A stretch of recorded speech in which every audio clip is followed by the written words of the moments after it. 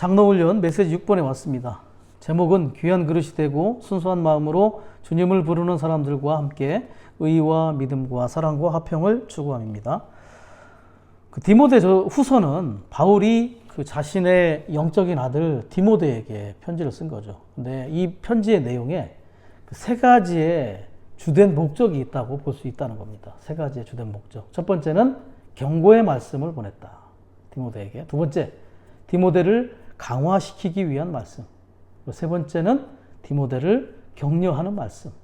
그래서 우리는 디모데 후서를 볼 때 경고, 강화, 격려 이 세 단어를 기억하면서 생각을 해보면 좋을 것 같습니다. 이렇게 하는 목적은 디모데로 하여금 양떼의 본이 되게 하기 위함이죠. 교회, 양떼인 교회의 본이 되게 하기 위해서 경고하고 강화시키고 격려하는 그러한 글을 디모데후서를 통해서 보냈음을 볼 수 있습니다. 자, 제목을 보시면 이 제목 안에 로마서 3개가 구성이 되어 있는데요. 첫 번째, 귀한 그릇이 되고, 이 부분이 로마서 1번입니다. 그리고 순수한 마음으로 주님을 부르는 사람들, 여기가 로마서 3번이에요. 그리고 의와 믿음과 사랑과 화평을 추구함, 이 부분이 로마서 2번이죠. 여기서 말하는 로마서 3번과 2번, 순수한 마음으로 주님을 부르는 것과 또 의와 믿음과 사랑과 화평을 추구하는 것이 사실은 귀한 그릇이 되는 비결이죠. 우리가 순수한 마음으로 주님을 부르고 의와 믿음과 사랑과 화평을 추구한다면 그 결과로서 우리는 귀한 그릇들이 될 수 있을 것입니다. 자, 로마서 1번은 그 두 종류의 그릇에 대해서 얘기를 하죠.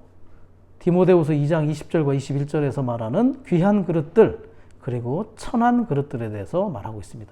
그릇은 바로 사람을 얘기합니다.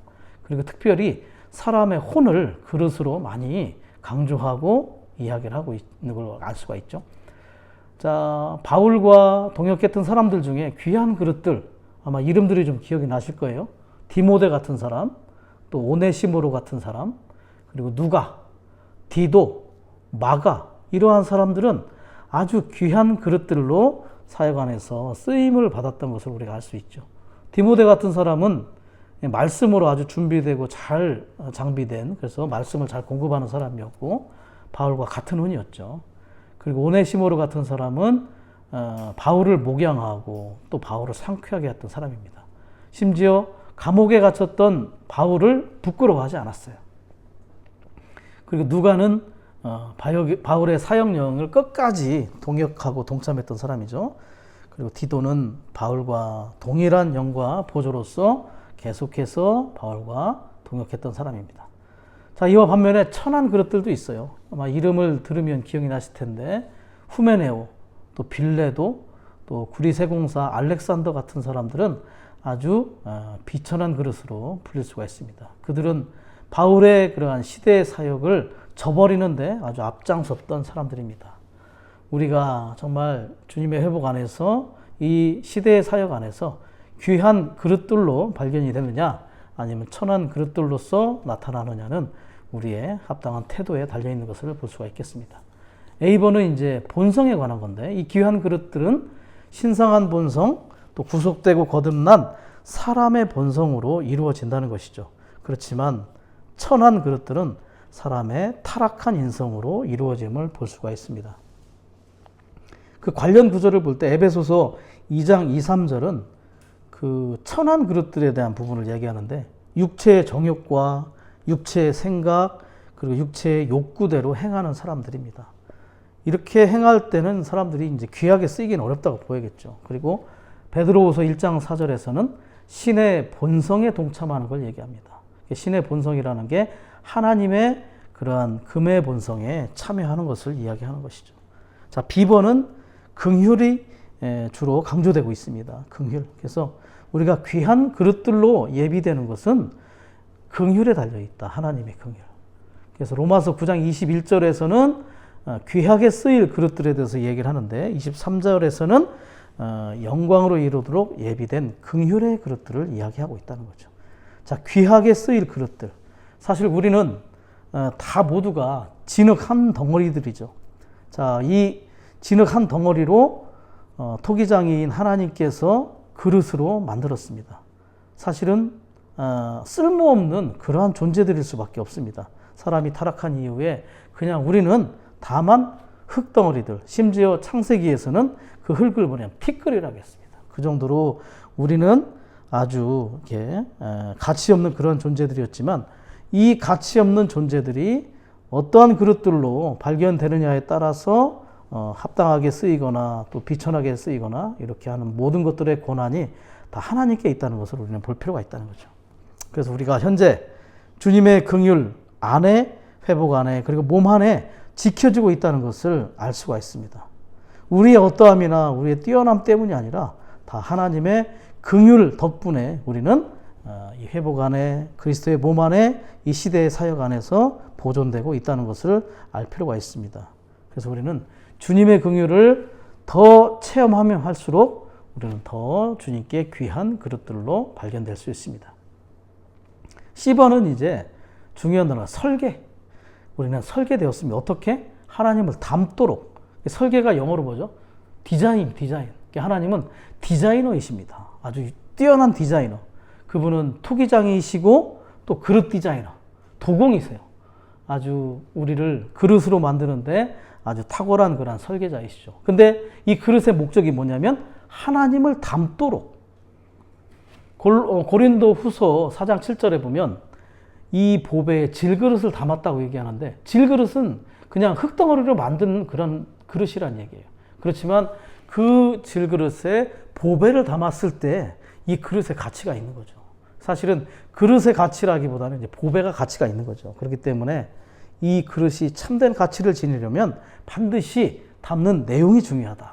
그 내용이 뭐냐? 하나님 자신이다. 그래서 우리는 하나님을 담도록 설계된 그러한 그릇들이라는 거죠. 자, D번은 이제 선택되었어요.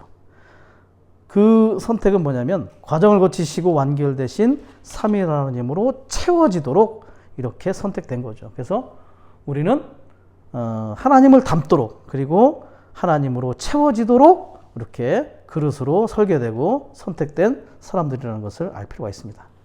자, 그리고 2번에서는 이제 우리는 이 그릇들로 어떻게 되냐? 열린 그릇이 되어야 한다.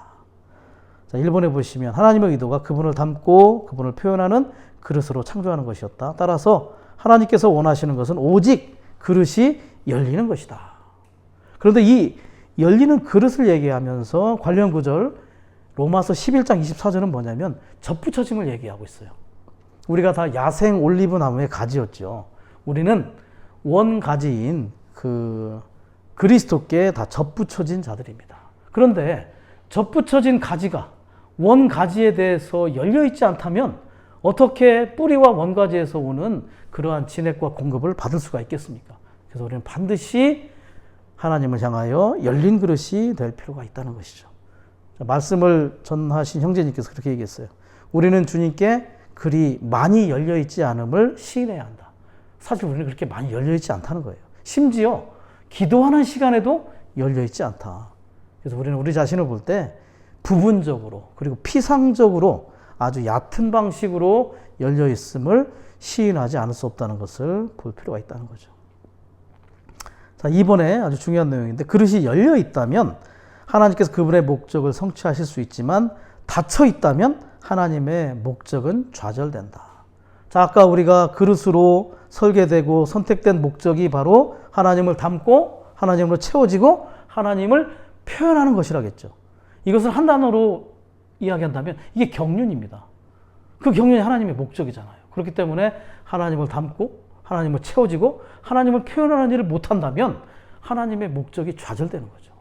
그렇기 때문에 우리는 반드시 우리 자신을 하나님께 열어놓는 그러한 열린 그릇들이 될 필요가 있을 것입니다. 3번, 하나님은 우리가 어떤 것도 하기를 원하지 않으신다. 하나님은 우리가 살아있는 그릇, 깨끗하고 비어있고 열린 그릇이 되기만을 원한다. 그런데 타락한 사람의 본성은 하나님을 위해서 뭔가를, 어떤 일을 하려고 하기를 좋아해요. 일하기를 좋아한다. 그러나 하나님이 원하시는 것은 다만 열린 그릇이 되어라. 살아있는 그릇, 깨끗하고 비어있는 그러한 열린 그릇들이 되기를 원하고 계심을 알 필요가 있다는 거죠. 비어있다는 건 뭐냐면 계속해서 우리는 비워드려야 돼요. 영 안에서 가난한 자들이 되어야 돼요. 그래서 우리는 뒤에 것은 계속 잊어버려야 되죠.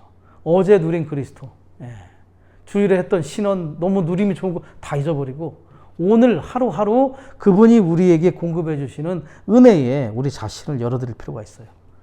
바울도 그랬습니다. 잡은 줄로 여기지 아니하고, 그래서 계속해서 뒤에 것을 잊어버리고 비워드리고 새로운 그분으로부터 오는 공급을 우리 자신이 앙망할 필요가 있습니다. 참된 그리스도의 생활은 주님을 사랑하고 자신을 주님께 열어놓고 자신의 행함을 멈추는 그런 생활이죠.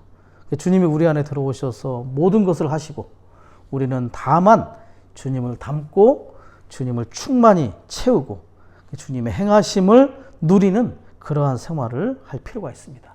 이것이 바로 주님을 앙망하고 주님을 바라는 생활이겠죠. 자, 4번에 보면 이제 바울의 열례서신을 요약하면 뭐냐, 열린 그릇이라는 단어로 요약이 될 수 있다. 두 단어로.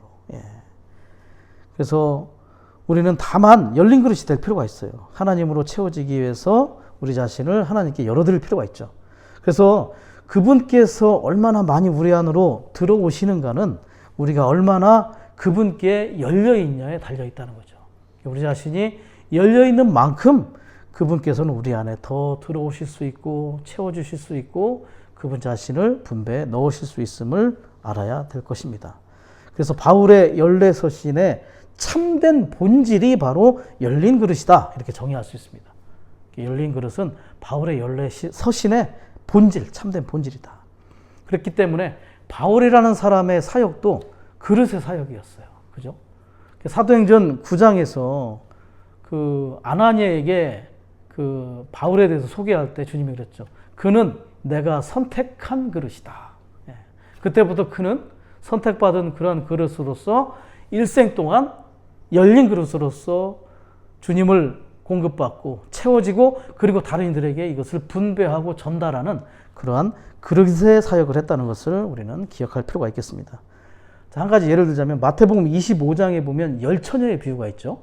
그 열 처녀의 특징이 뭐냐면 등에 기름이 있어요.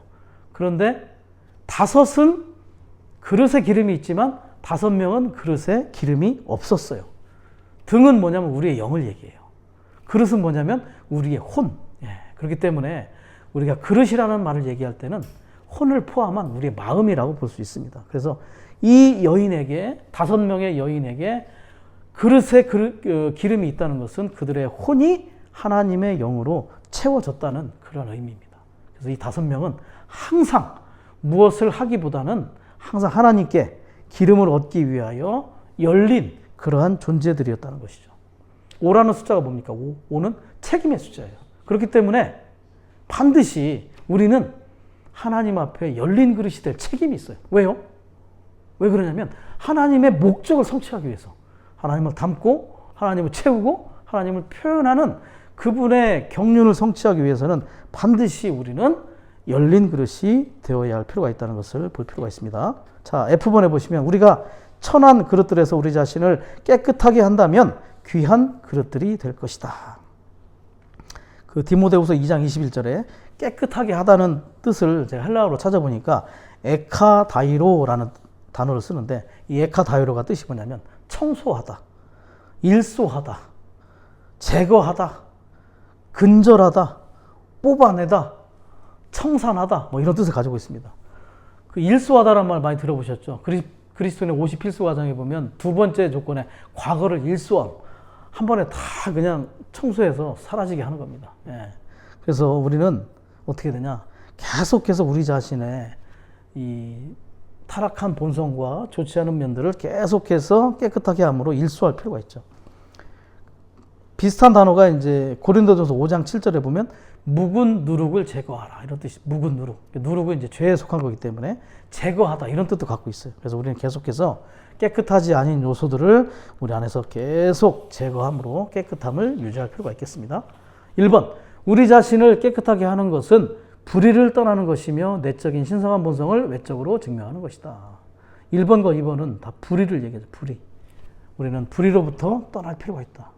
자, 불의라는 건 뭐냐면 하나님 앞에 또 사람 앞에 올바르지 않은 겁니다. 의는 올바른 것이잖아요. 불의이기 때문에 하나님과 사람 앞에 올바르지 않은 것. 디모데후서 2장 19절에 보면 주님의 이름을 부르는 사람마다 불의에서 떠나라. 떠나라는 게 뭐냐면 피해라. 불의한 것들로부터 분별되라. 불의한 것에 우리 자신을 두면 안 된다는 겁니다. 그러한 곳에서 우리가 떠나야 될 필요가 있다는 것.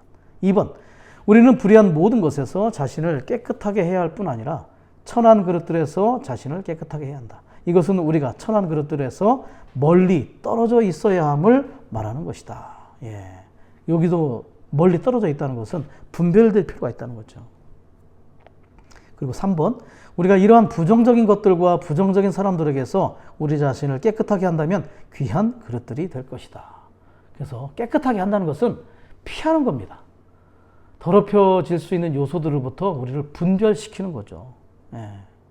그래서 그 부정적인 것들, 네거티브라고 하죠. 소극적인 것들. 소극적인 말을 하고 소극적인 요소들을 가져오고 교회 안에서 죽음을 퍼뜨리는 그러한 사람들을 피할 필요가 있습니다. 그곳에 함께 있다가 우리도 그러한 것들에 점염이 될 수 있기 때문에 우리는 반드시 멀리 떠나고 피할 필요가 있다는 거예요. 그래서 우리가 우리의 눈으로 보고 귀로 듣는 것을 주의할 필요가 있어요. 우리 사자성어 중에 그런 말이 있죠. 근묵자 흑. 예. 검은 것을 가까이 하면 검게 된다는 거예요. 까마귀 노는 곳에 백로야 가지 마라. 예. 더럽혀진다. 그래서 우리는 반드시 우리는 부정적이고 불의한 것들로부터 우리 자신을 지켜낼 필요가 있습니다. 4번에 볼 때 귀한 것은 본성의 문제이고요. 거룩해지고는 위치의 문제이고 쓸모있게 되는 것은 기능의 문제, 예비되는 것은 훈련의 문제라고 했습니다. 자, 귀한 것, 본성의 문제. 본성은 동참하는 거죠. 베드로후서 1장 4절에처럼 신의 본성에 동참하는 자들. 동참한다는 것은 그것에 누리고 체험이 동반되는 것입니다. 이렇게 우리가 하나님의 본성에 동참할 때 우리의 조성이 바뀌게 되는 거죠. 자, 거룩해지고는 위치의 문제라고 했는데 이거는 객관적인 거룩해됨, 위치의 문제, 위치상의 거룩해 되는 것이죠. 분별되는 거예요. 자, 금이 성전에 있으면 거룩하죠. 그런데 그 금을 시장으로 가져가면 더럽혀지는 거예요. 음식이 성전에 있으면 거룩해요. 그렇지만 그 음식이 시장에 있으면 더럽게 여기는 것처럼 우리가 위치상으로 분별될 필요가 있다. 그리고 기능에 있어서 우리가 쓸모있게 사용될 수 있도록, 그리고 우리가 예비되기 위해서는 반드시 지속적인 훈련이 필요하다는 것을 강조해주고 있습니다. 이렇게 우리는 귀한 그릇들로 예비될 수 있도록 우리 자신을 더욱더 깨끗하게 보존해야 될 필요가 있다는 것이죠. 자, 이제 로마서 2번은 추구입니다. 추구. 무엇을 추구하느냐? 의를 추구하고, 믿음을 추구하고, 사랑을 추구하고, 화평을 추구하는 것이죠. 2번, 추구의 부담. 우리 그리스도인의 생활을 통제하는 원칙은 그리스도에 대한 체험과 그리스도에 대한 누림을 추구하는 것이어야 한다. 무엇을 추구합니까? 그리스도에 대한 체험과 누림을 추구해야 돼요. 끊임없이 체험하고 끊임없이 누리도록 추구할 필요가 있다. 자, 이 추구하다는 말을, 빌립보서에 나오는 추구하다는 말 헬라어로 찾아보면 뭐냐면 핍박하다. 우리는 핍박할 필요가 있어요. 누구를? 그리스도를 핍박해야 돼요. 계속해서 누림을 달라, 체험을 달라고 우리는 주님께 붙들고 놓지 말아야 될 필요가 있다는 거죠. 자, 학교에서 선생님을 핍박하는 학생들은 누굽니까? 쉬는 시간에 자꾸 질문하는 학생들. 다른 친구들은 싫어하지만 선생님은 그러한 그 질문하는 친구를 향해서 계속 자신이 갖고 있는 그러한 모든 지식들을 다 전달해 주죠. 우리는 계속해서 우리 자신이 그리스도를 향하여 붙들고 추구할 필요가 있습니다. 그 빌립보서 3장 12절 말씀 뭐라고 되어 있냐면 잡은 줄로 여기지 않고 여전히 그리스도를 붙잡으려고 힘을 다하여 추구한다. 바울이. 잡은 줄로 여기지 않고 여전히 그리스도를 붙잡으려고 힘을 다하여 추구한다. 왜 여전히라는 말을 썼냐면 빌립보서는 디모데후서를 쓰기 한 3년 전입니다. 순교하기 3년 전이에요. 그러면 30년 사역 중에, 바울의 30년 사역 중에 27년쯤 되는 거예요. 그러면 거의 막바지에 왔는데도 여전히 그리스도를 붙잡으려고 한다는 거죠. 잡은 줄로 여기지 않고 끊임없이 추구하고 전진하고 달려갔다는 얘기입니다. 특별히 붙잡으려고 한다는 말은 뭐냐면 헬라어로 이해하다, 따라잡다 이런 뜻입니다. 이해하려고. 그리스도를 이해하고 그리스도를 알려고. 그래서 바울은 일생 동안 그리스도께 질문했습니다. 주님, 당신은 누구십니까? 사도행전 9장에서 질문했던 것이 계속해서 그리스도를 알고 이해하고 그리스도를 추구하고 그리스도 안에서 온전하게 되기 위해서 계속해서 힘을 다해 추구했던 사람이죠. B번, 그리스도의 체험에 대해 얘기하는데, 체험은 보좌에 흔들리지 않는 기초, 하나님의 의에 대한 얘기네요. 의에 대한 부분을 추구할 필요가 있다는 것이죠. 하나님의 의라는 기초에 달려 있다. 우리의 모든 체험은 기초가 의에 달려 있습니다. 시편 89편 14절은 의와 정의가 주님의 보좌의 기초라고 되어 있어요. 보좌는 뭐냐면 하나님의 행정과 통치의 중심이죠. 그렇기 때문에 의와 정의가 하나님의 행정과 통치의 아주 기초고 기본이라는 거죠. 그렇기 때문에 우리의 모든 체험의 기초도 그분의 의에 달려있다는 것을 우리는 볼 필요가 있습니다. 심지어 의를 어느 정도로 추구해야 되냐면 마태복음에 그랬죠. 바리새인과 율법사들보다 더 뛰어난 의를 추구하라. 우리는 누구보다도 의로워야 되고 누구보다도 더 올바른 사람들이 될 필요가 있어요. 1번, 거룩하면 하나님의 내적 본성에 관련되지만 의는 하나님의 외적인 움직임과 길과 행동과 활동에 관련된다. 자, 여기서 말하는 거룩함과 아까 로마서 1번의 그 마지막 부분에 4번의 그 거룩이 있죠. 자, 아까 4번에 나오는 거룩은 위치상의 문제였죠. 그 부분은 객관적인 거룩함이야. 위치상의 객관적인 거룩함. 그렇지만 여기 로마서 2번의 B번의 1번의 거룩함은 내적인 거예요. 이것은 기질상의 거룩함, 주관적인 거룩함, 혹은 또 성분상의 거룩함을 얘기하죠. 자, 이 거룩함은 내적 본성에 관련된 것이지만 의는 외적인 것과 관련이 있다. 그렇기 때문에 우리는 하나님께서 우리로 하여금 하나님과 사람에 대해서 의로울 것을 요구하고 계시다는 것을 우리는 알 필요가 있어요. 자, 2번, 하나님께서 하시는 모든 일은 올바르다. 하나님은 틀린 적이 없습니다. 하나님이 하시는 일은 모두 올바르죠. 그렇기 때문에 우리가 하나님을 추구하는 자들이라면 우리의 모든 행위도 올바르게 발견될 필요가 있습니다. 3번, 하나님의 의는 정의와 의에 관련된 하나님의 행동에 있어서의 그분의 어떠함이시다. 하나님의 행동. 그리고 하나님은 그분의 의에 묶이시는 분입니다. 그리스도께서 구속을 통해 이루신 모든 것들에 의해서 그분은 우리를 용서하실 수밖에 없어요. 하나님의 모든 행동은 그분의 의에 묶이신 분이시다. 그래서 그분의 모든 행정과 통치, 그분의 움직임과 활동은 다 의에 기반을 두고 있다는 것을 우리는 분명히 기억하기 원합니다. 자, C번은 뭐냐면 믿음이죠. 믿음이라는 감각에 대해서 얘기합니다. 자, 이 믿음이라는 감각에는 두 가지가 있다. 객관적인 의미의 믿음이 있고 주관적인 의미의 믿음이 있다는 것입니다. 1번, 객관적인 의미에서 믿음은 그리스도의 인격, 그분의 구속의 일, 그리고 신약의 계시 전체를 가리킨다. 그래서 한마디로 말하면 객관적인 믿음은 하나님의 신약 경륜의 내용이다. 이렇게 볼 수 있어요. 그래서 하나님의 신약 경륜의 내용이 이 객관적인 믿음을 이렇게 형성하고 있어요.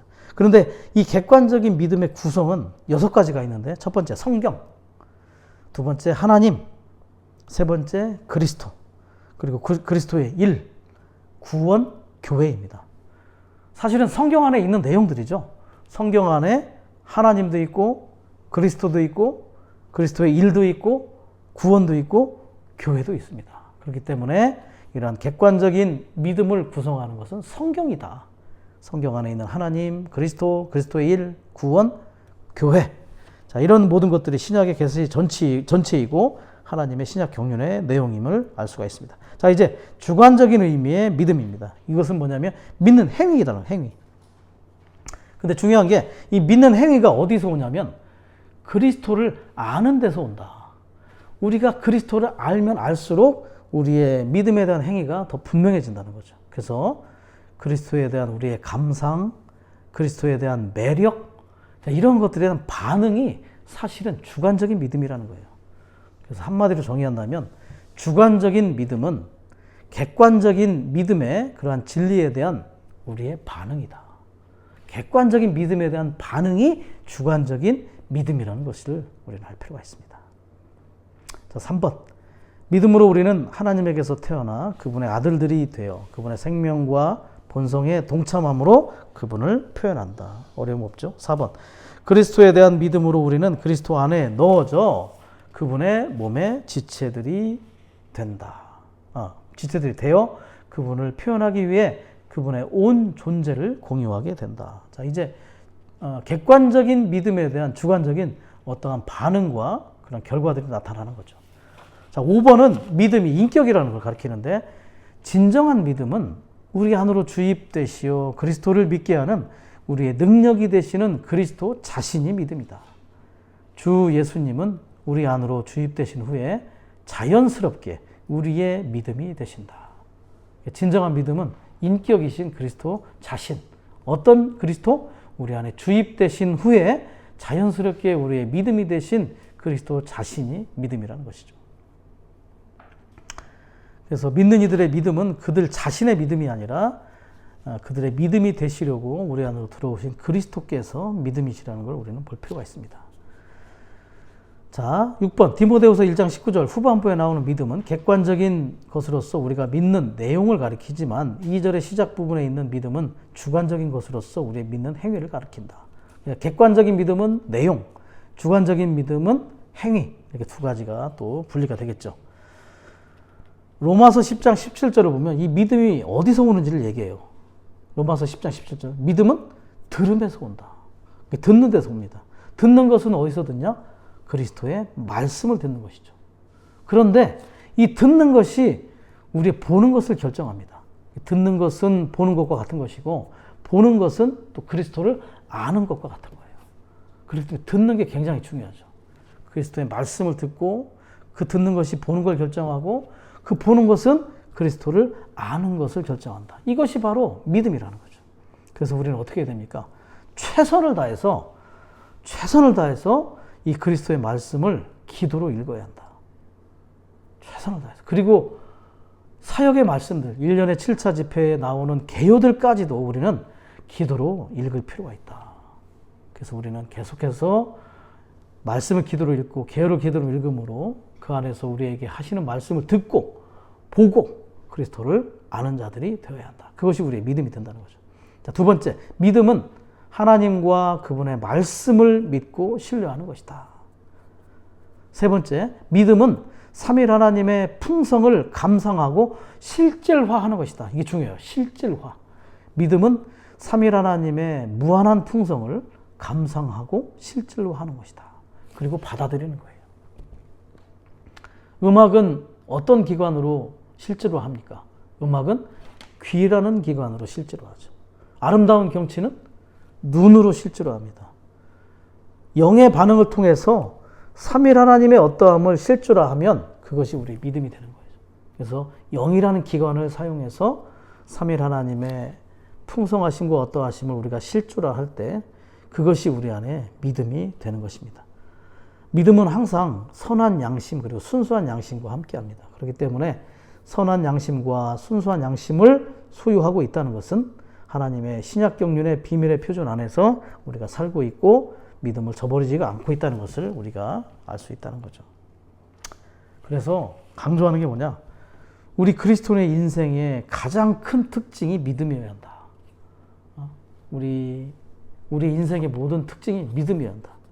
세상 사람들의 특징은 뭐냐면 실망, 염려, 좌절, 할 수 없음, 이런 것들이 우리의 특징이 돼서는 안 된다. 그런 것들이 올 때가 있죠. 그럴 때마다 우리는 믿음이신 그리스도가 우리의 참된 특징이 될 수 있도록 계속해서 우리는 말씀을 기도로 읽고 계속해서 말씀을 듣고 말씀 안에서 그리스도를 보고 아는 실제가 있게 될 필요가 있겠습니다. 자, D번은 사랑입니다. 사랑을 추구해야 되는데 사랑은 하나님의 본질의 본성이다. 하나님의 본성이 세 가지가 있습니다. 첫 번째, 영은 위격의 본성이라고 해요. 영. 여기서 말하는 사랑, 본질의 본성이죠. 세 번째, 빛은 뭐냐면 표현의 본성이라고. 위격의 본성인 영, 본질의 본성인 사랑, 그리고 표현의 본성인 빛이 있어요. 그래서 우리가 우리의 영을 사용해서 위격의 본성인 영을 접촉할 때 우리는 본질의 본성인 사랑을 누리고 우리는 표현의 본성인 빛을 통해서 영광이 나타나는 것을 체험할 수 있게 되는 거죠. 자, 1번에 보면 하나님의 본질적인 속성. 자, 속성이란 말도 있고 본성이란 말이 있는데, 속성이라는 말은 본성에서부터 파생된 것을 속성이라고 해요. 그래서 속성은 4가지가 주요 특징이 있어요. 하나님의 속성은 사랑, 빛, 거룩, 의. 이 4가지가 속성입니다. 자, 본질적인 속성인 신성한 사랑은 주로 우리를 구속하시고 하나님의 생명을 우리 안에 분배하셔서 우리를 하나님의 자녀가 되게 하시려고 그분의 아들을 보내신 것에서 표현된다 그랬죠. 구속하시고 생명을 분배하시고 아들을 보내시고. 예. 자, 이 모든 것들은 그분의 사랑이 우리에게 표현되는 실제를 가져오죠. 이 사랑이 우리에게 표현되고 나타나기 위해서 먼저 필요한 게 뭐냐면 긍휼입니다. 긍휼. 왜냐하면 우리가 타락했기 때문에 하나님의 사랑이 우리에게 직접적으로 전달될 수 없어요.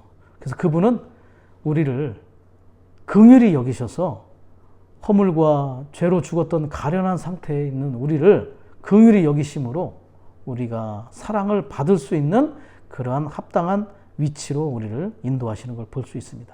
이 긍휼은 자격이 없는 사람에게 아주 멀리 넓게 이렇게 영향을 미치는 거죠. 그렇기 때문에 긍휼을 통해서 우리가 사랑을 받을 수 있는 상태에 이르게 되는 것이죠. 정말 그분은 긍휼이 넘치고 사랑이 풍성하신 분입니다. 자, 하나님은 사랑이십니다. 우리가 사랑하는 것은 하나님께서 먼저 우리를 사랑하셨기 때문에 긍휼히 여기시고 자비하시고 그리고 나서 우리를 사랑하셨기 때문입니다.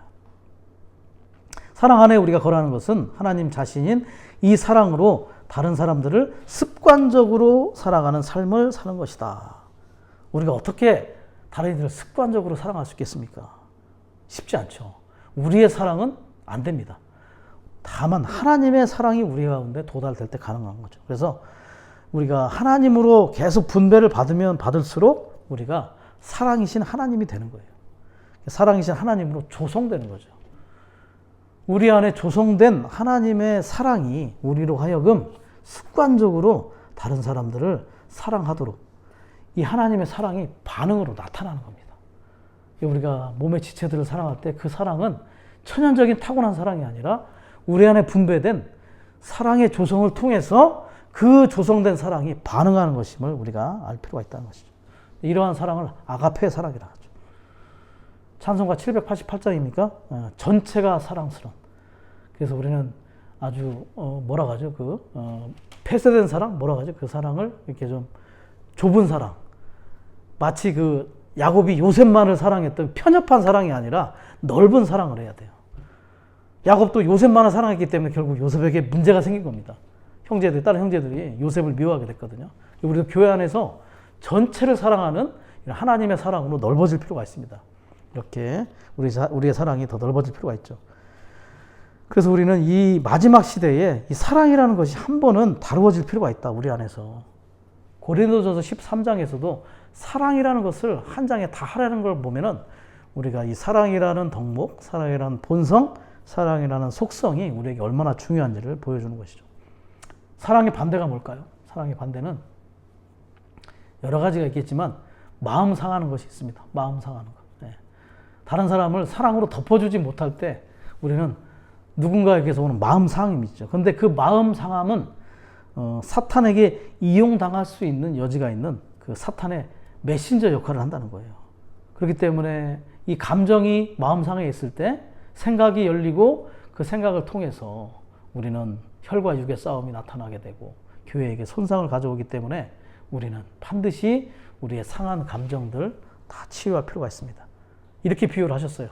마태복음 13장에 겨자 나물이 있는데 이 나물이 큰 나무로 변질되는 것처럼 우리의 마음 상한 것들이 처리되지 않으면 결과적으로 생각 안에서 엄청나게 큰 나무로 자랄 수 있다는 것을 우리는 반드시 알 필요가 있습니다. 하나님의 사랑을 누리고 조성함으로 우리는 용서하고 덮는 그러한 체험이 우리 가운데 있을 수 있다는 것을 반드시 보기 원합니다. 자, 이제 2번 화평으로 넘어가겠습니다. 하나님의 화평, 화평의 하나님 같은 말이라는 거예요. 영어에서 오브는 동격입니다. 그래서 화평이나 하나님은 같은 거라는 뜻이죠.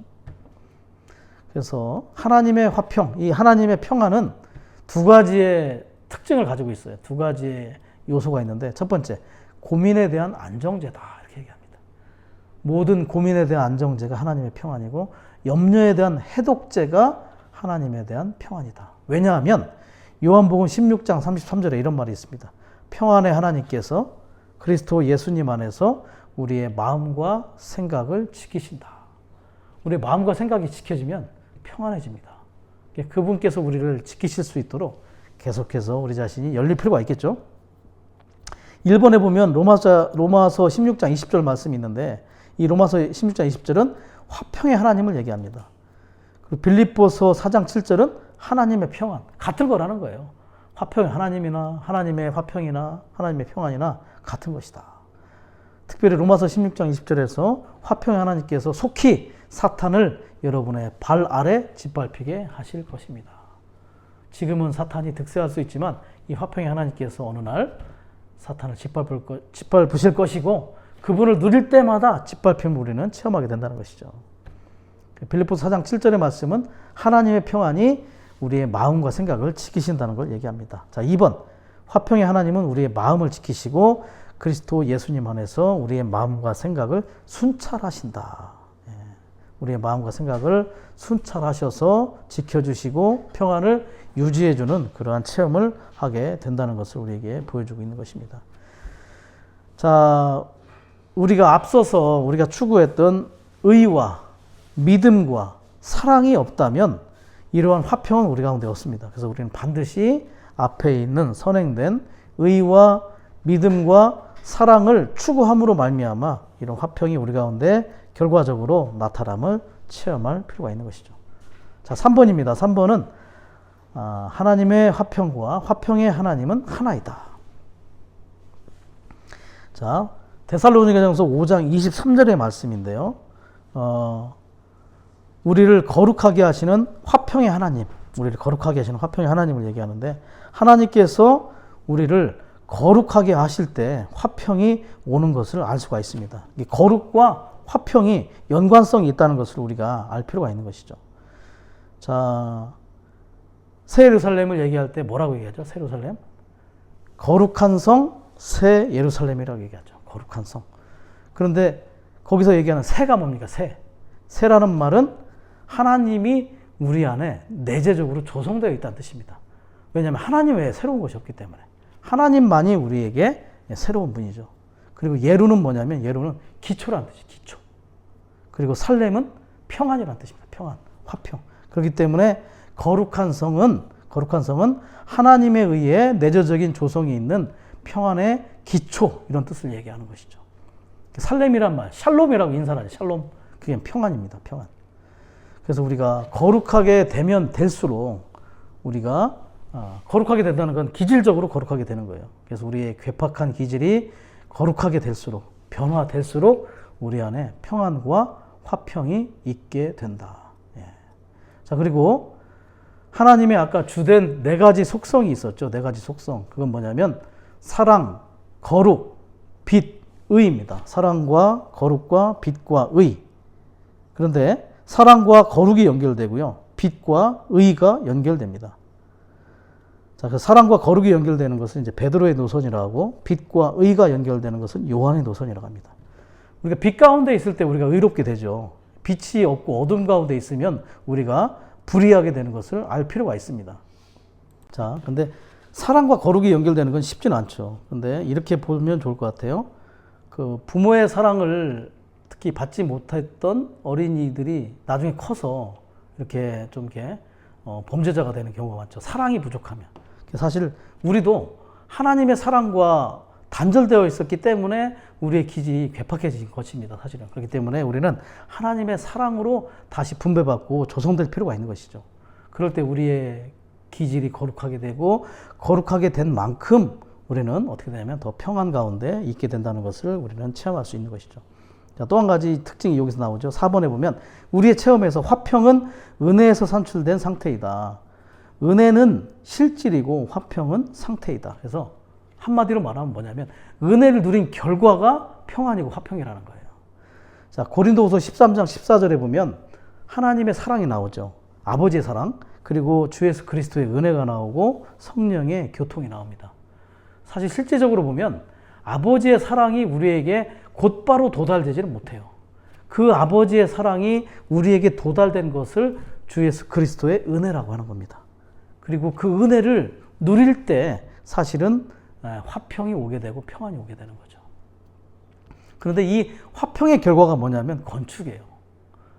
사도행전 9장 31절에 보면 교회는 평안을 누리며 건축되어 갔고 이렇게 되어 있거든요. 근데 거기에 각주를 보면 뭐라고 되어 있냐면 평안이 있을 때야만 건축이 있다. 자, 이게 하나의 공식처럼 아버지의 사랑이 주 예수 그리스도의 은혜로 우리에게 도달되고 그 은혜는 우리의 누림받은 그러한 그리스도 삼위일 하나님이시잖아요. 이 은혜를 누릴 때 우리 안에 평안이 있고 화평이 있게 된다. 그 화평의 결과가 뭐냐면 건축이다. 예. 이렇게 예전에 보면 그 성전을 건축할 때 구약에 다윗은 이렇게 얘기했어요. 나는 백향목궁에 사는데 아버지는 장막에 거하시네. 그래서 하나님을 향해서 집을 지어주고 싶어서 성전을. 그런데 하나님께서 뭐라 하냐면 너는 아니다. 내 아들이다. 왜냐하면 다윗은 정복군주였기 때문에 피를 너무 많이 흘렸어요. 평화가 없었어요. 그렇기 때문에 다윗은 그저 건축 재료를 준비하는 일까지 했죠. 그러면서 솔로몬 시대에 성전이 건축되었는데 재밌는 게 성전을 건축할 때 연장 소리가 나지 않았다. 조용하고 화평한 가운데 건축이 있다는 것을 우리는 볼 필요가 있다는 거죠. 사랑과 은혜와 그 다음에 화평과 건축의 연결고리를 보기 원합니다. 자, 이제 로마서 3번 아주 중요한 부분. 자, 순수한 마음으로 주님의 이름을 부르는 자들. 예, 이 주님의 이름 가장 높은 이름이고 모든 이름 위에 뛰어난 이름입니다. 자, 이 주님의 이름을 부르는 것은 우리에게 아주 뛰어난 유산이에요. 유산이고 유업이고 심지어 국보입니다. 두 가지 주님의 이름을 부르는 것과 말씀을 기도로 읽는 것은 이 회복에 아주 큰 두 가지 국보예요. 우리의 유산이에요. 우리는 주님 앞에 갈 때까지 계속해서 이 주님의 이름을 부르고 말씀을 기도로 읽는 실행을 할 필요가 있습니다. 자, 주님의 이름은 뭐냐? 주 예수. 예수라는 말은 여호와 구원자라는 뜻이에요. 여호와 구원자. 여호와라는 말은 뜻은 뭡니까? 여호와. 사람과의 관계를 나타내고 싶어 하실 때 불려진 이름이 여호와예요. 사람과의 관계. 그래서 특별히 이스라엘 백성들에게 모든 것이시고 싶어 하신 하나님. 그래서 나는 무엇이다. 이게 여호와예요. 나는 너희들에게 만나인 여호와다. 나는 너희에게 생수인 여호와다. 나는 너희의 필요한 모든 것인 여호와이다. 이런 뜻이 바로 여호와의 뜻을 가지고 있어요. 영어로 하면 I am that I am. 혹시 이상한 거 없으세요? I am that I am? I am who I am이어야 되는데 어법이 맞지 않아요. 왜 that을 썼냐? 그거는 선행사가 인격과 우주의 모든 사물이 다 포함되어 있어요. 그분은 인격이실 뿐만 아니라 우주 안에 모든 적극적인 것들의 실제이시기 때문에 who가 아니라 that을 사용했다는 것을 우리는 볼 필요가 있다는 거죠. 스스로 존재하시는 분. 모든 것이신 분. 이러한 분이 구원자다. 이게 예수예요. 아주 굉장히 큰 이름이죠. 그리고 주라는 말, 주. 주라는 말이 영어로 뭡니까? Lord. 근데 헬라어로 뭐냐면 퀴리오스, 퀴리오스. 퀴리오스라는 뜻은 근데 이 주라는 말은 간단한 말이 아니라 승천 안에서 그분이 주님과 그리스도가 되셨다는 말을 사도행전 2장 36절에 써요. 베드로가. 우리가 못 박아 죽인 이 예수가 주와 그리스도가 되셨다. 승천 안에서 온 우주의 주권을 가지신 분이 됐다는 것을 얘기합니다. 그래서 우주의 모든 행정과 통치를 주관하는 분이 되셨죠. 만주의 주, 만왕의 왕이 되셨어요. 그것이 바로 퀴리오스라는 이 주 안에 포함되어 있어요. 재밌는 게 워치만 형제님이 예수는 부르겠는데 주를 못 부르겠다는 거예요. 너무 큰 분이 어떻게 내 안에 주인이 되느냐 해서 예수라고는 부르겠는데 주라고 못 불러서 한동안 못 부르다가 나중에 주 예수를 부르게 됐다는 말이 있죠. 자, 그리고 구약에서는 주로 부르다라는 뜻이 뭐냐? 히브리어 콰라예요. 콰라. 콰라는 뭐냐면 큰 소리로 부르다. 구약의 많은 사람들은 여호와의 이름을 큰 소리로 불렀어요.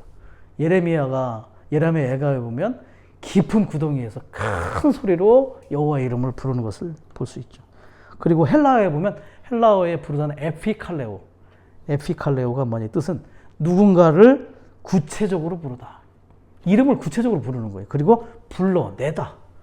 우리 안에 계신 분을 불러내는 거죠. 그래서 에피칼레오라는 칼레오가 기본형인데 칼레오가 영어로 된 게 컬 오픈할 때 컬. 예. 콜택시 할 때 콜 그 뜻입니다. 부르다 이런 뜻이에요. 콜택시가 부르면 오는 게 콜택시잖아요. 그게 칼레오라는 뜻이에요. 그런데 구약의 이스라엘 백성들은 우리가 갑자기 또 십계명에 보면 그 여호와의 이름을 망령되이 부르지 말라고 했잖아요. 그래서 잘 못 부르는 경향이 있었어요. 여호와라는 말을 망령되이 부를까봐. 그래서 약간 좀 변형시켜서 아도나이, 나의 하나님 이렇게 부르기도 했다는 거예요. 그리고 이 주님의 이름을 부르는 거를 마귀가 엄청 싫어합니다. 영어를 잘 아시겠지만 영어로 Christ Jesus 이러면 제가 어느 날 영화를 봤더니 자막에 제기랄 이렇게 번역이 됐어요. 제기랄. Jesus Christ 똑같아요. 제기랄. 그랬더니 그 사전을 찾아봤어요. 그랬더니 뭐라고 돼 있냐면 독실한 기독교인에게 이렇게 부르면 안 된다고 돼 있더라고요. 이게 웬 말입니까? 오 마이 갓! 나의 하나님 이런 뜻이잖아요. 근데 그게 번역이 되면 제기랄 이렇게 돼요. 지저스 크라이스트를 또 줄여갖고 지저스 이러면 더 경멸하는 거래요. 그걸 더 경멸하면 지라고 줄여서 부르면 더 경멸하는 의미라는 거죠. 주님의 이름을 변질시켰어요. 영어권에서 주님의 이름 부르기가 쉽지 않게 만든 거죠. 네. 그 이름을 부르는 것이 경멸의 의미라는 게 이 어떤 사탄의 방해공작이겠습니까?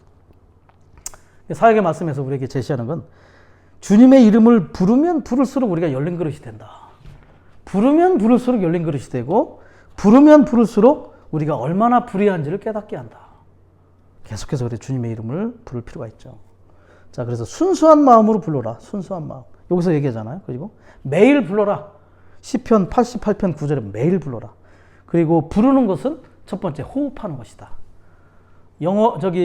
한자로 이름을 부르다가 뭐죠? 호명. 그리고 숨을 쉬다가 호흡, 같은 호자입니다. 호명과 호흡의 호자가 같은 호자예요. 이름을 부르는 게 결과적으로 호흡하는 겁니다. 주님의 이름을 부를 때 우리는 영적인 호흡을 하는 거예요. 두 번째, 부르는 것은 하나님의 구원의 원천에서 물을 길러 마시는 거예요. 이사야 12장 3, 4절에 보면 구원의 우물 들어서 우리가 물을 길러 마시는데 주의 이름을 부름으로 마시는 거죠. 그래서 주님의 이름 부를 때 첫 번째는 호흡하는 것이고 두 번째는 물을 길러 생수를 마시는 거예요. 그리고 이사야는 또 이사야 55장 6절에서 그렇게 얘기해요. 하나님을 찾는 사람들은 그분을 부르라. 하나님을 찾을 때 우리는 그분을 불러야 된다는 거죠. 그리고 욥기 27장 10절에 보면 즐겁게 주님을 누리는 길이 바로 주님의 이름을 부르는 것이다. 욥기 27장 10절. 그리고 명령입니다. 하나님의 명령. 하나님의 백성이 하나님을 부르는 것은 하나님의 명령이다. 시편 50편 15절. 에스겔서 29장 12절. 그리고 하나님의 갈망이다. 시편 91편 15절. 스바냐 3장 9절. 스가랴 13장 9절에 하나님의 갈망임을 우리에게 제시해 줍니다. 자, 여기 중요한 것이 A번에 보면 신약에서 실행한 것이 아니라 창세기 4장 26절에서 인류의 셋째 세대인 에노스 때부터 시작됐다. 에노스의 아버지가 누구냐면 셋이라는 사람. 셋의 뜻이 뭐냐면 다시 세팅하다. 다시 세우다 이런 뜻입니다. 자, 그걸 볼 때 셋째 세대라겠죠. 둘째 세대가 누구냐면 가인과 아벨이에요. 가인과 아벨이 하나님의 경륜에서 실패하게 됐어요. 아벨은 제대로 했는데 그 아벨을 가인이 죽여버렸어요. 그죠? 그 하나님께 드리는 제물에 의해서. 그래서 그 아벨이 죽고 가인이 떠나고 나서 아담과 하와가 동침해서 다시 얻은 아들이 셋이에요. 세 번째. 그때 아담과 하와가 셋에게 얘기를 안 했을까요? 모든 얘기를 다 했을 겁니다. 자신들이 선악 지식의 나무를 먹어서 범죄한 것, 그리고 하나님께서 가죽옷을 입혀서 구속한 것, 그리고 어떤 제물을 드려야 되는 것, 그리고 둘째 세대인 가인과 아벨을 얻었던 것. 그래서 뱀의 머리를 박살낼 아들을 얻을 것이다 그랬잖아요. 그게 가인이라고 이름을 줬어요. 보니까 아니거든요. 이 가인은 그럴 인물이 아닌 걸 알았어요. 그러고 나서 둘째 아들 이름을 줬을 때 뭐라고요? 아벨, 공허하다 붙인 거예요. 그러니까 그 공허한 것과 그리고 그 인생의 모든 것들을 다 알게 된 이후에 셋이 낳은 아들의 이름이 뭐냐면 에노스. 뜻이 뭡니까? 깨어지기 쉬운 사람, 부서지기 쉬운 사람, 죽을 수밖에 없는 사람. 이러한 이름을 지었고 비로소 에노스 때 여호와의 이름을 불렀더라. 시작한 겁니다. 왜? 여호와의 이름을 부르는 것 외에 할 게 없는 거예요. 여호와로부터 오는 공급과 여호와를 앙망하는 생활을 할 수 있는 건 그분의 이름을 부르는 것이라는 걸 그때 비로소 깨달았다는 거죠. 자, 1번. 주님의 이름을 부르는 것. 욥도 있고 아브라함도 있고 이삭도 있고 모세와 이스라엘 자손들 그리고 구약시대에 많은 다른 사람들이 주님의 이름을 부르는 걸 실행했다는 것. 신약에서 독특하게 실행한 게 아니라는 거죠. 아브라함의 예를 보겠습니다. 아브라함을 보면 창세기 12장의 예를 들었는데 11장에 반대쪽에 있는 사람들이 있었어요. 창세기 10장 11절에 뭐가 나오냐면 바벨탑을 쌓은 사람들이 있어요. 탑을 쌓는 목적은 뭐냐면 자신의 이름을 내는 겁니다. 탑은 자신의 이름을 드러내는 거예요. 그런데 아브라함은 12장에 뭘 했냐면 제단을 쌓고 장막의 생활을 했어요. 제단은 뭐냐면 십자가와 헌신입니다. 제단.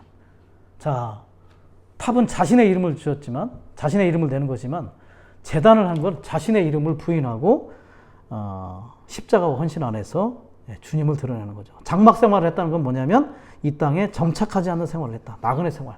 그리고 그가 한 일이 뭐냐? 여호와의 이름을 불렀다. 자신의 이름을 드러낸 것이 아니라 여호와의 이름을 부름으로 자신을 부인하고 하나님을 얻는 생활을 했다는 게 특징인 거죠. 오늘날도 동일하지 않습니까? 세상에서는 탑을 쌓고 있어요. 자신의 이름을 드러내는 일을 하고 있죠. 그렇지만 우리는 제단과 장막을 생활을 하면서 십자가와 헌신 안에서 자신을 부인하고 여호와의 이름을 통해서 우리의 생활이 나그네의 생활을 하고 있음을 동일하게 가고 있죠. 자, 2번도 중요합니다. 주님의 이름을 부르는 것이 베드로가 처음 언급했는데 누구든지 주님의 이름을 부르는 사람은 구원을 얻을 것이다. 2장 그 내용들을 보면 16절에 신원자 요엘을 통해서 말씀하신 것을 인용했습니다. 17절에 뭐라고 되어 있냐면 나중에 찾아보십시오. 하나님께서 마지막 날들에 내가 내 영을 모든 육체에 부어주리니 이렇게 얘기했어요.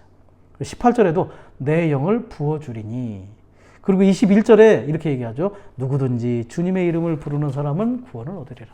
자, 하나님께서 모든 육체에 영을 부어주셨어요. 그 영을 부어진 영을 우리가 마시려면 어떻게 해요?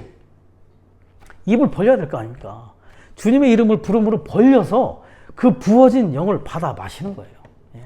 이런 놀라운 원칙이 이 베드로를 통해서 우리에게 발견되었다는 거죠. 자, 3번에 보면 스데반이 돌로 맞아 죽을 때 사도행전 7장 59절 죽으면서 주 예수님 나의 영을 받아주십시오 라고 말했다는 거죠. 이때 누가 있었냐면 바울이 사울이었을 때 같이 있었어요. 참된 믿는 이들을 박해하는 사람들 중에 아주 그 앞장섰던 사람 중에 한 사람인 바울이 이 광경을 보고 아마 깊은 인상을 받았을 것이다. 왜 저 죽은 예수의 이름을 부를까라고 생각했겠죠. 그리고 심지어 바울에게는 주님의 이름을 부르는 모든 사람을 결박할 권한을 누구에게 받았어요? 대제사장들에게 받았음을 알 수 있습니다. 그런데 결과적으로 그가 나중에 사도행전 9장에서 주님을 만난 이후에 아나니아를 통해서 뭐라고 하냐면 주님의 이름을 불러 침례를 받으십시오. 그러면서 주님의 이름을 부르고 구원을 받고 일생 주님의 이름을 강하게 부르는 사람이 되었다는 것이죠. 한 가지 원칙이 뭐냐? 주님의 이름을 강하게 부르면 부를수록 구원에 대한 체험이 더 강해진다는 거예요. 찬송가에도 보면 169장에 우리가 하루에 1000번 주님의 이름을 부르라고 하지 않습니까? 제가 한번 테스트를 해봤더니 1시간 정도를 부르면 1000번이 되더라고요. 계속 부르면. 우리가 쉬지 말고 주님의 이름을 계속 부를 필요가 있습니다. 여기서 주 예수님이라고 했는데 우리는 그냥 오 주 예수님 이렇게 부릅니다. 자, 그리고 영어로는 어떻게 부르냐? 오 롤 지저스 이렇게 부릅니다. 중국에서는 그냥 성조만 오 주 예수 이렇게 부르면 돼요. 그리고 러시아로 물어봤더니 러시아는 가스포 지수스 이렇게 부르요. 가스포 지수스. 예. 네. 그리고 헬라어는 어떻게 부르냐? 헬라어. 주가 아까 퀴리오스라고 했죠? 그 퀴리오스를 호칭으로 바뀌면 퀴리에가 돼요. 퀴리에. 그럼 어떻게 오 퀴리에 예수 이렇게 불러요. 만약에 그때 당시에 오 퀴리에 예수 이렇게 불렀다면 사울에게 잡혀가는 겁니다. 예. 그렇게 우리가 왜 입으로 불렀기 때문에 잡혀가는 거예요. 속으로 부르는 게 아니라 입으로 시인해서 부르는 것. 이것이 우리에게 호흡과 실제적인 실행이 되고 있다는 것. 4번 우리는 복음을 전파하고 다른 이들이 구원받도록 도울 때 오 주 예수님이라고 주님의 이름을 부르도록 격려해야 한다. 오는 뭐예요? 오 탄식입니다. 오 하고 내 안에 있는 죄악과 내 안에 있는 소극적인 것들을 뿜어내는 거예요. 오 하고 뿜어내고 주 예수님 할 때 우리 안에 들여 마시는 겁니다. 우리는 이렇게 좋은 호흡을 할 필요가 있어요. 의사들이 얘기하죠. 좋은 호흡을 하면 건강에 많은 도움이 된다는 거죠. 그 세상에 단전호흡 같은 거 뭐 이런 거 하려고 하지 마시고요. 기호흡 같은 거 하지 마시고 주의 이름만 불러도 좋은 호흡이에요. 영적인 너무 좋은 호흡이죠. 단전호흡 같은 건 잘못하면 이상해질 수 있으니까 우리는 그런 거 하지 마시고 주의 이름을 부르는 호흡을 할 필요가 있어요. 5번 주님의 이름을 부르는 것은 우리가 구원을 받는 비결일 뿐만 아니라 주님의 풍성을 누리는 비결이기도 하다. 그래서 형제님 뭐라냐, 겨우겨우 숨이 붙어 있어서는 안 된다. 겨우겨우 그냥 깔딱깔딱 우리가 붙어 있는 숨이 돼서는 안 되고 계속 호흡하는 찬송가 66장을 인용했어요. 찬송가 66장 1절과 6절 가사에 오 향기롭고 달콤한 주 예수의 이름. 또 928장에 보면 1절에 그거죠. 쏟은 향기름 같은 이름 예수. 달콤하고 향기로운, 향기는 부활과 관련이 있어요. 그분의 이름에 부활의 요소가 있다는 거죠. 그분의 이름에 인격이 있고 그분이 획득하고 도달한 모든 것들이 그 이름에 담겨 있습니다. 그 이름의 모든 인격의 요소가 그 영 안에 있고 우리가 그분의 이름을 부를 때, 구체적으로 부를 때 그분은 우리에게 그런 모든 것들을 풍성하게 하시고 공급하게 하심을 믿을 필요가 있는 거죠. 자, B번 디모데후서 2장 22절은 우리가 순수한 마음으로 주님을 불러야 한다. 순수한 마음. 마음은 양심 더하기 혼이에요. 양심 더하기. 양심 더하기 생각, 감정, 의지죠. 양심을 정결하게 해야 돼요. 우리가 죄를 짓거나 어떤 상황이 올 때 반드시 주님 앞에 자백하고 그분의 보혈로 정결함을 얻어야 돼요. 그리고 빛 가운데 나갈 필요가 있습니다. 그리고 우리의 혼, 아까도 얘기한 상한 감정들을 치유하고 생각을 영으로 돌이키고 우리의 의지가 해파리 같은 의지가 되지 않고 주님을 선택하는 다윗의 망대와 같은 그러한 의지들이 될 필요가 있죠. 이러한 마음이 순수한 마음. 그렇게 우리는 주님의 이름을 부를 필요가 있다. 교회가 황폐해질수록 이 하나님의 길을 찾을 수 있는 사람은 순수한 사람만이 찾을 수 있다. 황폐하면 황폐할수록 이 길이 보이지 않는다는 겁니다. 우리가 마음이 순수하지 못하면 어떠한 일을 만질 때 그 상황과 본질을 잘 파악하지 못한다. 우리는 하나님의 일과 모든 사물과 일을 대할 때 그 상황을 잘 파악하기 위해서 우리는 순수한 사람들이 될 필요 있다. 양심을 정결하게 하고 생각과 감정과 의지를 잘 다스리고 그분이 우리 안에서 살피시고 우리가 돕기 때문에 우리가 그분 앞에 열릴 필요가 있다는 거죠. 자, 성경에서 순수하다는 것은 오직 하나님만을 위하는 것을 의미한다. 기도를 해도 자아에 속한 기도가 없고 자신의 활동을 멈추고 자신의 재능, 총명, 방법, 지혜를 사용하는 것을 다 멈춰야 한다. 주님께 복종하고 그분의 인도하심을 구하고 자신의 의견을 고집하지 않는 거죠. 자, 순수한 마음은 하나님께 고정된 마음이다. 주님을 섬길 때 우리는 순수하게 주님만을 위해 하고 다른 어떤 것도 위하지 말아야 한다. 우리는 완전히 하나님을 위해 있어야 한다. 이렇게 얘기합니다. 우리의 본성이 금과 은이어야 한다. 그래서 아버지의 집에 금그릇도 있고 은그릇도 있다고 하잖아요. 금은 아버지 하나님의 신성한 본성에 따른, 은은 그리스도의 구속에 따른 그분의 그러한 은혜를 누리는 것이죠. 우리는 순수해야 돼요. 이 금은, 성경에서 말하는 금은 투명한 금을 얘기해요. 그래서 계시록에 가면 세루살렘에 맑은 유리 같은 금이라고, 맑은 유리 같은 금, 이런 금은 없어요. 백금은 있어도요, 유리 같은 금은 존재하지 않습니다. 이것은 하나님의 신성한 본성. 그래서 우리가 금의 요소로 더 조성되면 투명한 사람이 돼요. 사람을 봐서 투명해 보여야 돼요. 혼탁해 보이면 안 된다는 거예요. 뭔가 혼탁해 보이면 그렇다고 다른 사람이 혼탁한지 아닌지를 보려고 하지 말고 내가 혼탁해지지 않는 걸 중요한 거죠, 사실은. 그래서 우리가 우리의 동기가 처리될 필요가 있다. 혼탁하지 않도록. 그리고 빌립보서 1장 15절에 보면 시기 때문에, 바울에 대한 시기 때문에 그리스도를 전파한 사람들이 있어요. 물론 그리스도가 전파되니까 바울은 그것도 아주 좋게 여겼지만 그건 혼합이라는 거죠. 뭔가 동기가 순수하지 않다는 것. 그래서 이 마음이 순수한 사람들은 마음이 이미 하나님 앞에 처리가 되었기 때문에 그 사람이 접촉하는 사람의 마음의 상태를 분별할 수 있다는 거예요. 그래서 무슨 심령수사가 아니고 우리의 마음이 순수하면 순수할수록 다른 사람의 마음의 상태를 분별할 수 있는. 왜 분별하냐면 그러한 사람들과 함께 하나님의 일을 동역하고 동반자를 얻을 수 있도록. 혼탁한 사람들과 같이 일할 수 없습니다. 그래서 그러한 것들로부터 분별되고요.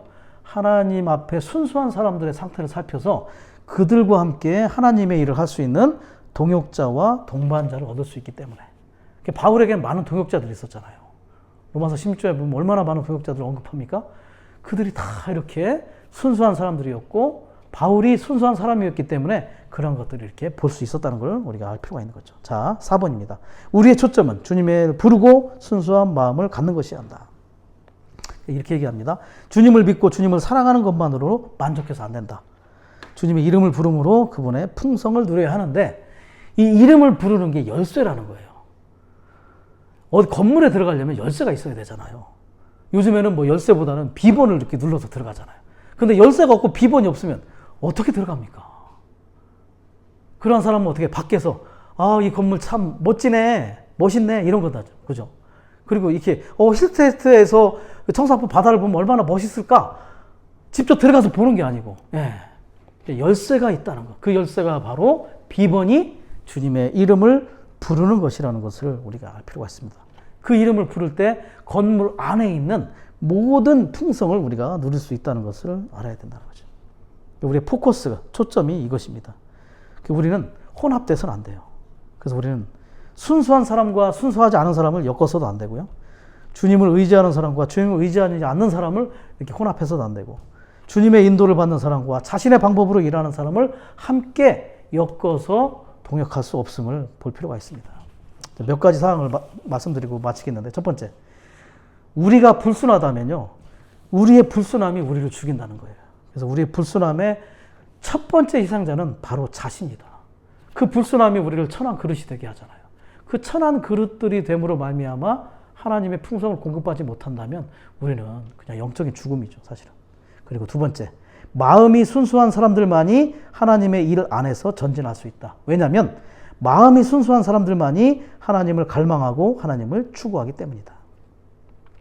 우리의 마음이 순수하지 않고 다른 것을 추구한다면 우리의 영이 목마르게 된다.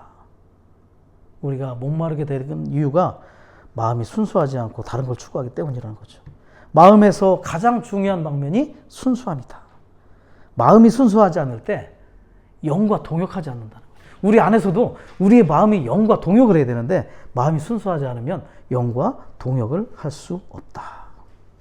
주님을 따르는 길에서 시련과 시험과 유혹을 만나게 될 때 오래 버티게 되고 주님께 충성하고 끝까지 이 길을 갈 수 있는 비결이 마음이, 이 동기가 순수한 것이다.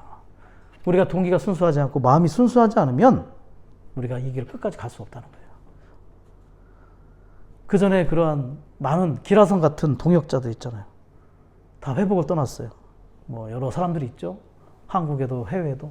그들의 마음이, 동기가 순수하지 않았기 때문에 결과적으로 자신들에게 어떤 상황이 닥칠 때 그들은 떠나게 된 것을 우리는 경고로 받을 필요가 있겠죠. 순수하고 깨끗할 때 우리는 통찰력과 이해력이 있는 그런 사람들이 될 수 있다. 두 말씀 구절을 제시해 마치겠습니다.